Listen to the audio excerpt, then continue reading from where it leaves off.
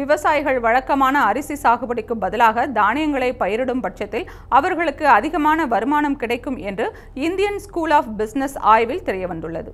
இது குறித்து Indian school of business வெளியிட்டுள்ள ஆய்வில் அரிசியில் பொருளாதார நம்பகத்தன்மைக்காக உள்நாட்டு விவசாயிகள் அதனை அதிக அளவில் பயிரிட்டு வருகின்றனர்.